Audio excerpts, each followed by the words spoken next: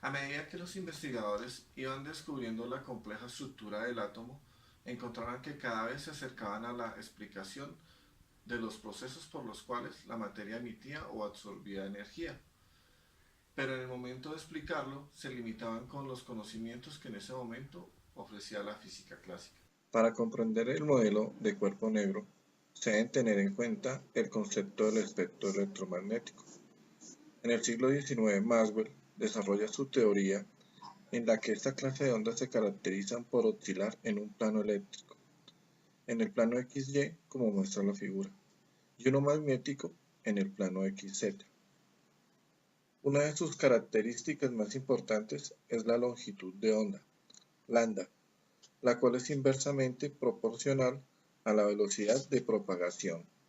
La longitud de onda electromagnética puede tomar un valor dentro de un rango dado. Al conjunto de posibles valores se le llama espectro de radiación electromagnética, el cual muestra la distribución de estas longitudes de onda con respecto al tipo de radiación que emiten.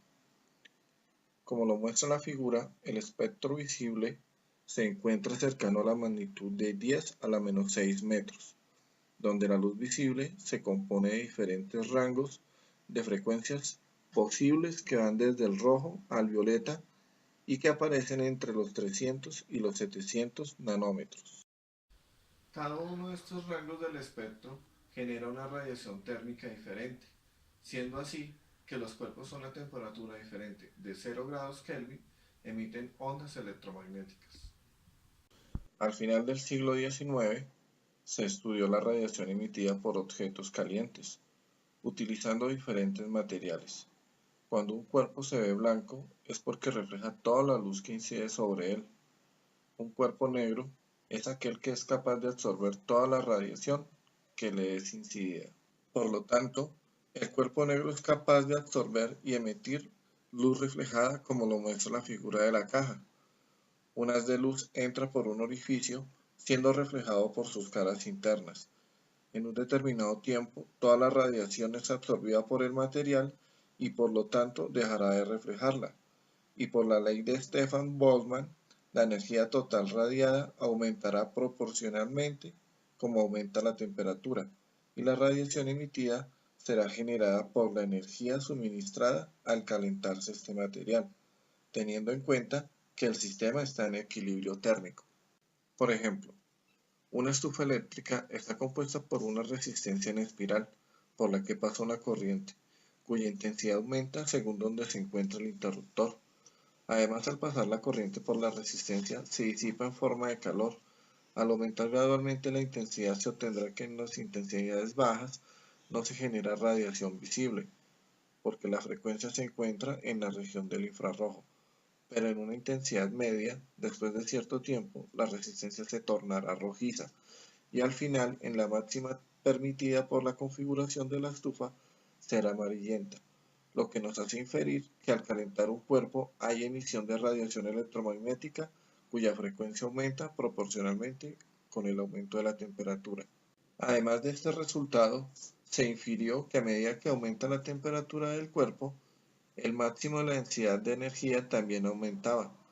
A partir de estos resultados experimentales surgieron tres leyes empíricas. Ley de Stefan Boltzmann, que dice que la energía total radiada por unidad de área y tiempo para cada temperatura es el área debajo de la curva que se muestra en la figura, y denominó esta energía como radiancia.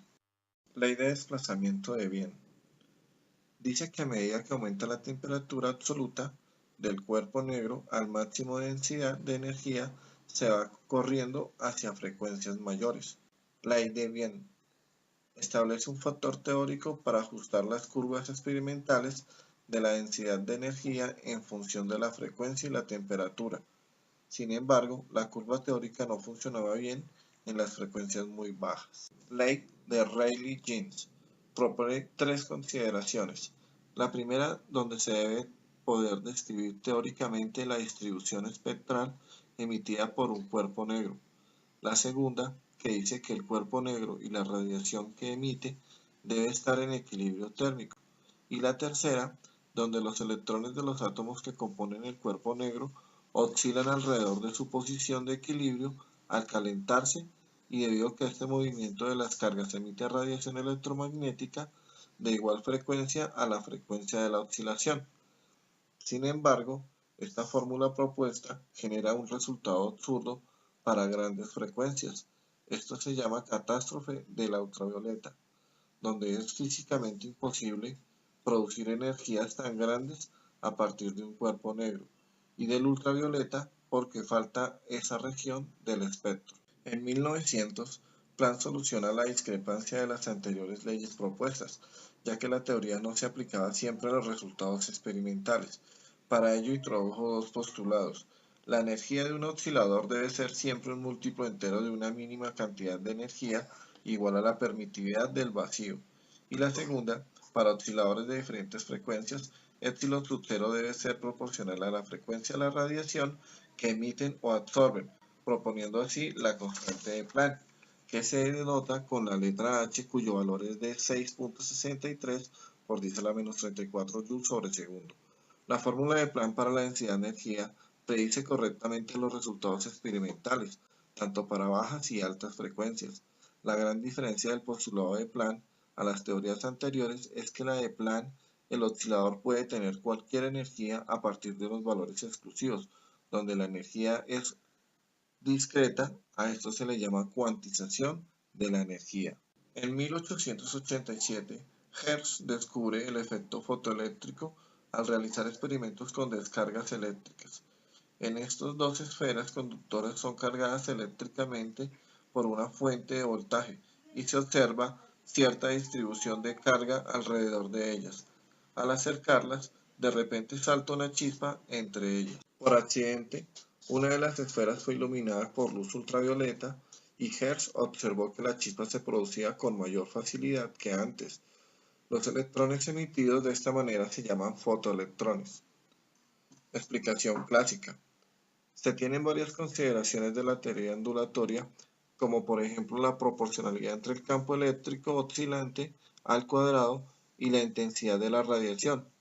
Al existir interacción electrostática entre el electrón y el campo oscilante, para que el electrón escape del material necesita que la energía es suficiente para hacerlo, por lo que la amplitud de la oscilación es proporcional al campo eléctrico y a la raíz de la intensidad de la radiación, por lo que la energía cinética es proporcional a la intensidad. Esta explicación proporcionada por la física clásica no concuerda con los resultados experimentales de Hertz, ya que la energía cinética depende de la frecuencia de la radiación incidente, la ultravioleta, y no de su intensidad. Además, clásicamente, el efecto fotoeléctrico podría ocurrir para cualquier frecuencia, siempre y cuando la intensidad sea lo suficientemente grande. Explicación cuántica. En 1905, Einstein explica los resultados experimentales al proponer una generalización de la hipótesis planteada por Planck, donde se supone que una radiación electromagnética de frecuencia conocida está constituida por pequeños paquetes de energía, cada uno de los cuales porta un cuanto de energía, es decir, un fotón, cuyo valor es proporcional a la frecuencia de la radiación. Es decir, en este evento existe un choque inelástico entre el fotón y el electrón, donde el fotón cede toda su energía al electrón, que está ligado al material. Si el electrón absorbe uno de estos paquetes de energía, para poder desprenderse del material debe superar cierta energía, denominada función de trabajo, sigma sub 0, que es propia para cada material. Así se entiende por qué cuando la intensidad aumenta es mayor la emisión de fotoelectrones y por tanto la corriente fotoeléctrica. Esto implica una frecuencia umbral, como se muestra en la ecuación. Por tanto, la radiación electromagnética manifiesta propiedades corpusculares en donde la energía está cuantizada. Cada cuanto se llama fotón y porta una energía Hb, donde B es la frecuencia del campo oscilante.